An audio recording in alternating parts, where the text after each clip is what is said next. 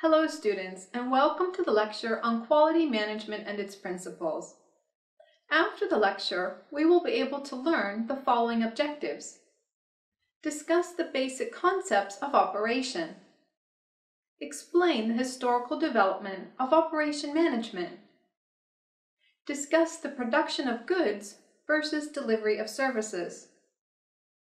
Understand process management.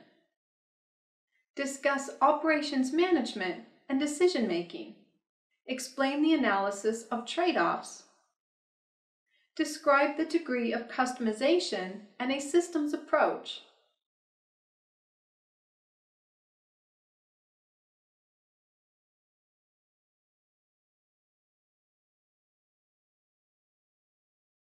Let's start with a brief introduction to quality management and its principles. Operation is that part as an organization which is concerned with the transformation of a range of inputs into the required output, having the requisite quality level.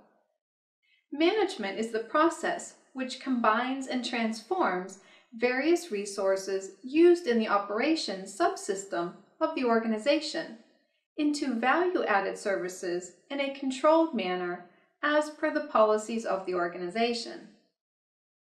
So let's discuss the concept of operations. Operations are that part of a business organization that are responsible for producing goods and/or services. Goods are physical items that include raw materials, parts, subassemblies such as motherboards that go into computers, and final products such as cell phones and automobiles. Services are activities that provide some combination of time, location, form, or psychological value. Everything one reads, every video one watches, every email one sends, every telephone conversation one has, and every medical treatment one receives involves the operations function of one or more organizations. Having excess supply or excess capacity is wasteful and costly. Having too little means lost opportunity and possible customer dissatisfaction. The key functions on the supply side and operations and supply chains and sales and marketing on the demand side. Finance is responsible for securing financial resources at favorable prices and allocating those resources throughout the organization, as well as budgeting, analyzing, investment proposals, as well as providing funds for operations, marketing, and operations are their primary line functions. Now, marketing is responsible for assessing consumer wants and needs, and selling and promoting the organization's goods or services. Operations are responsible for producing the goods or providing the services offered by the organization. The creation of goods or services involves transforming or converting inputs into outputs. Various inputs such as capital, labor, and information are used to create goods or services using one or more transformation processes. For example, storing, transporting, and repairing. Value added. Value added is the term used to describe the difference between the cost of inputs and the value or price of outputs. In nonprofit organizations, the value of their outputs is their value to society. The greater the value added, the greater the effectiveness of these operations. And welcome to Operations Management. Now you must be wondering, what exactly is Operations Management and what am I going to learn during this course? Well, anytime you start a new course, you have some inkling of what the course might be about. For example, when I went into my first class in marketing management, marketing is something that we've all been exposed to in the sense that we have all been marketed to at different times in our lives. And here is the impression of marketing that I had. That's when you put your hands in the other person's pocket and make sure they're empty by the time you're done. How about accounting? Well, that's when they give you enough training that you can pick up a telephone book and simply add up all the numbers at one end. How about finance? Well, that's easy. That's when you buy low and sell high. Now, of course, you don't do all of this with your own money, but first you make a fantastic presentation, find yourself a whole bunch of investors, and take their money and go to Wall Street. So now what is operations about? Well, clearly operations management must be about production management, managing a factory setting, thinking about something in the manufacturing sector. And many of you are probably wondering, why am I even studying operations management? I don't plan a career in the manufacturing sector. I'm looking for a career in the service sector. And you're right. Most of you will probably end up in the service sector simply because the rate at which the service sector has been exploding over the last so many years and is continuing to grow, most of the economy is in the service sector. But wait, is a manufacturing factory the only place where you come across production? Consider the last time I went to a bank.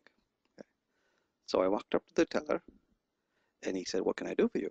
And I said, "Well, I'd like to cash a check." So he said, "Sign here." I signed here, showed him my ID, and he said, "Do you want 20s or 50s?" And I took my money. And then I said, "I'd like to get a mortgage." He said, "For that, you would have to go over to that lady in the desk out there." So I went over to that lady and I got myself a mortgage. And after that, I asked the lady, "Well, now I have a checking account at your place and a mortgage. What other kinds of services do you provide?" And she said, "Oh, we provide a whole bunch of financial products." Financial products? But I don't see, where's your factory? Go and talk to our manager sitting in the corner office over there, and she will give you a better idea of all the financial products. I went over to the corner office and I asked this manager, "Where's your factory?" And she said, "We don't have a factory. We don't need a factory." Now think about where else you see the term production. How about a film production? How about another kind of production? Well, let's say you're producing a magic show. Or here's another kind of production you might be familiar with. Think back to your high school play. Now, let's think about a more common kind of production environment that you're likely to encounter.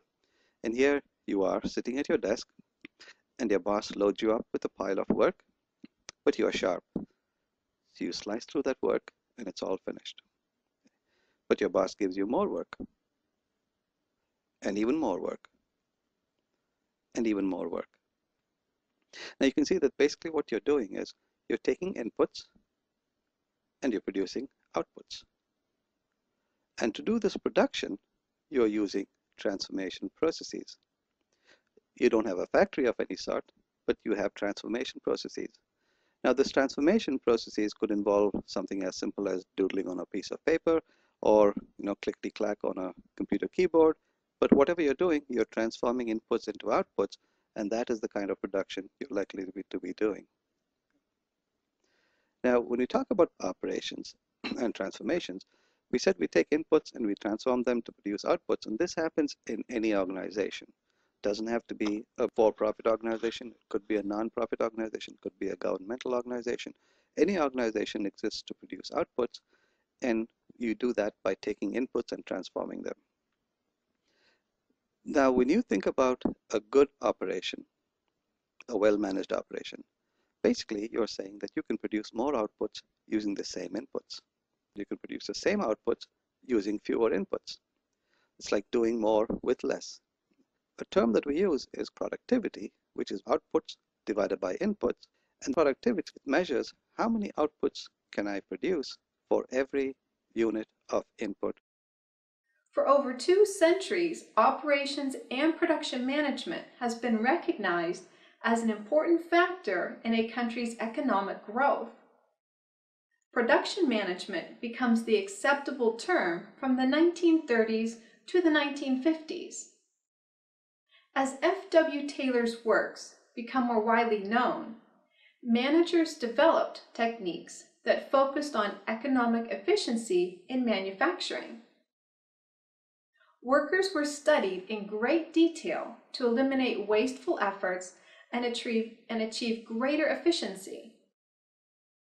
Concept of production. Production function is the part of an organization which is concerned with the transformation of a range of inputs into the required outputs or products. These have the requisite quality level. Production is defined as the step-by-step conversion of one form of material into another form through chemical or mechanical process to create or enhance the utility of the product to the user. Let's move on and talk about the production of goods versus delivery of services. Although goods and services often go hand in hand, there are some very basic differences between the two. Differences that impact the management of the goods portion versus management of the service portion. The majority of service jobs fall into these categories. Professional services, for example, healthcare, financial, legal.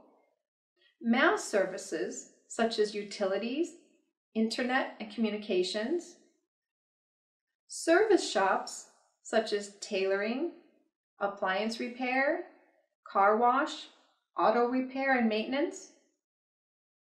Personal care, for example, beauty salon, spa, a barber shop. Government, which is things like Medicare, mail, social services, police, fire departments. Education, schools and universities. Food service, restaurants, fast food, catering, bakeries. Services within organizations, for example, payroll, accounting, maintenance, IT, HR, janitorial. Retailing and wholesaling. Shipping and delivery, for example, truck, railroad, boat, air. Residential services, for example, lawn care, painting, general repair, remodeling, interior design. Transportation, mass transit, taxi, airlines, ambulance. Travel and hospitality, for example, travel bureaus, hotels, resorts. Miscellaneous services, for example, copy service or temporary help. There are also many similarities between managing the production of products and managing services. When there are important service considerations, here are some of the primary factors for both. Forecasting and capacity planning to match supply and demand. Process management. Managing variations. Monitoring and controlling costs and productivity. Supply chain management. Location planning, inventory management, quality control, and scheduling. Key aspects of operations management is process management. A process consists of one or more actions that transform inputs into outputs. In essence, the central role of all management is process management. Businesses are composed of many interrelated processes. So generally speaking, there are three categories of business processes. Upper management processes. These govern the operation of the entire organization. Operational processes. These are the core processes that make up the value stream. Supporting processes. These support the core processes. Process variation. Variation occurs in all business processes. It can be due to variety or variability. There are four basic sources of variation: the variety of goods or services being offered. The greater the variety of goods and services, the greater the variation in production or service requirements. Structural variation in demand. These variations, which include trends and seasonal variations, are generally predictable. They are particularly important for capacity planning. Random variation. This natural variability is present to some extent in all processes, as well as in demand for services and products, and it cannot generally be influenced by managers. Assignable variation. These variations are caused by defective inputs, incorrect work methods, out-of-adjustment equipment, and so on. This type of variation can be reduced or eliminated by analysis and corrective action. The scope of operations management. The scope of operations management ranges across the whole organization. Operations management people are involved in product and service design, process selection, selection and management of technology, design of work systems, location planning, facilities planning, and quality improvement of the organization's products or services. The operations function includes many interrelated activities, such as forecasting, capacity planning, scheduling, managing inventories, assuring quality, motivating employees, deciding where to locate facilities, and more. The activities include forecasting such things as weather and landing conditions, seat demand for flights, and the growth in air travel. Capacity planning is essential for an airline to maintain cash flow and to make a reasonable profit. Too few or too many planes, or even the right number of planes but in the wrong places, will hurt profits. Facilities and layout. This is important in achieving effective use of workers and equipment. Scheduling of planes for flights and for routine maintenance. Scheduling of pilots and flight attendants, and scheduling of ground crews, computer staff, counter staff, and baggage handlers. Managing inventories of such items such as food and beverages, first aid equipment, in-flight magazines, pillows and blankets, and life preservers.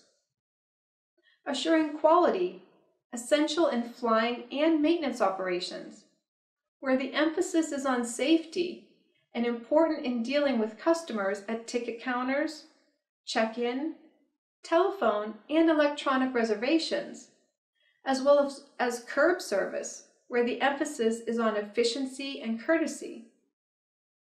Motivation and training employees in all phases of operations. Locating facilities according to the manager's decision on which cities to provide service for, where to locate maintenance facilities, and where to locate major and minor hubs. Why learn about operations management? There are many career-related reasons for wanting to learn about operations management, whether one plans to work in the field of operations or not. This is because every aspect of business affects or is affected by operations. Finance and operations management personnel cooperate by exchanging information and expertise in such activities as the following. Budgeting. Budgets must be periodically prepared to plan financial requirements. Budgets must sometimes be adjusted, and performance relative to a budget must be evaluated. Economic analysis of investment proposals. Evaluation of alternative investments in plant and equipment requires inputs from both operations and finance people. Provision of funds. The necessary funding of operations and the amount and timing of funding can be important and even critical when funds are tight. Careful planning can help avoid cash flow problems.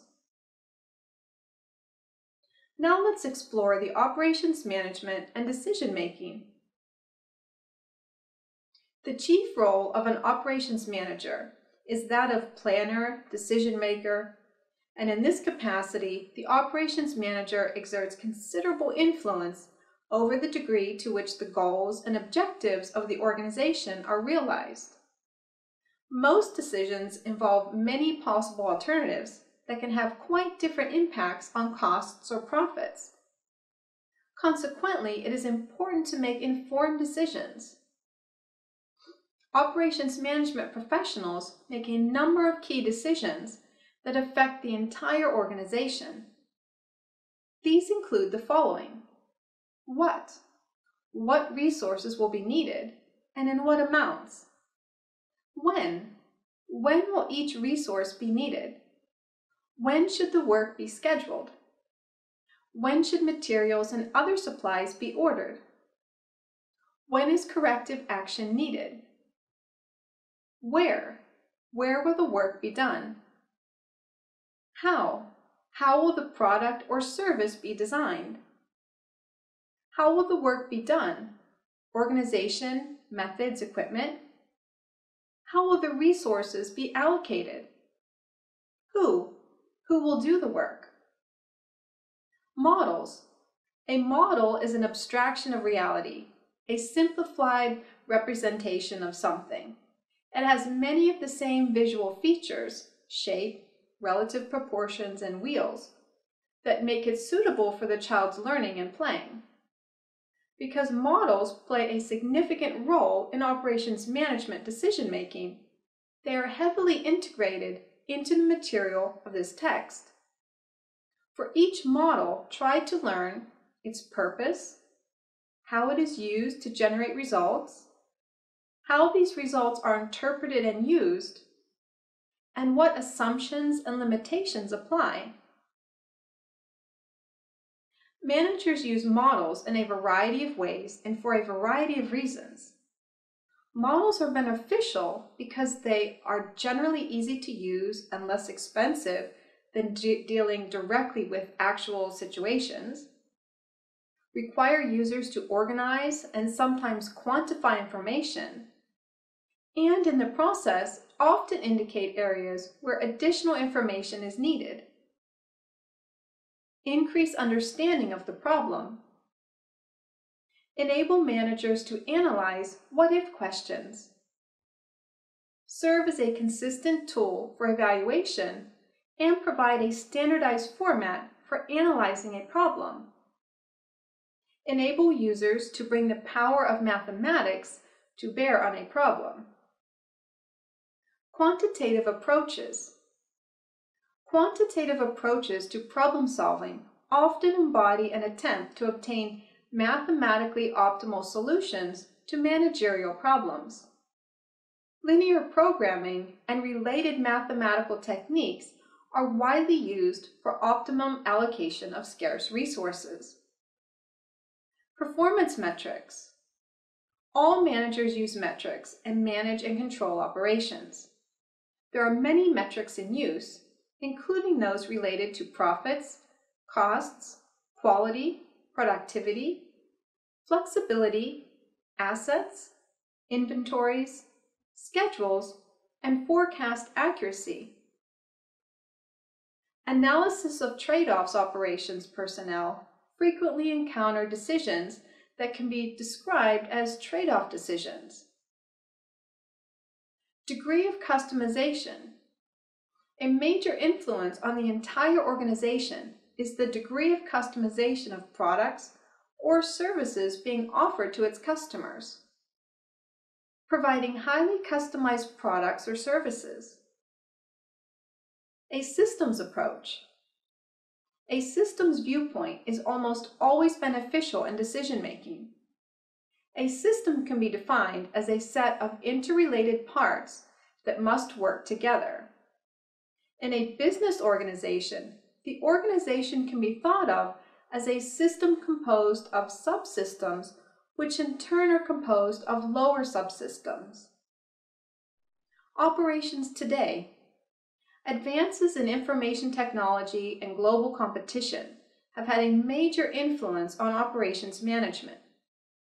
While the Internet offers great potential for business organizations, operations management is primarily concerned with three kinds of technology: product and service technology, process technology, and information technology, or IT. All three can have a major impact on costs, productivity, and competitiveness. Now in the end, let us summarize what we have learned in this lecture. A key aspect of operations management is process management. A process consists of one or more actions that transform inputs into outputs. Variation occurs in all business processes. It can be due to variety or variability. For example, random variability is inherent in every process. It is always present. The scope of operations. The scope of operations management ranges across the organization.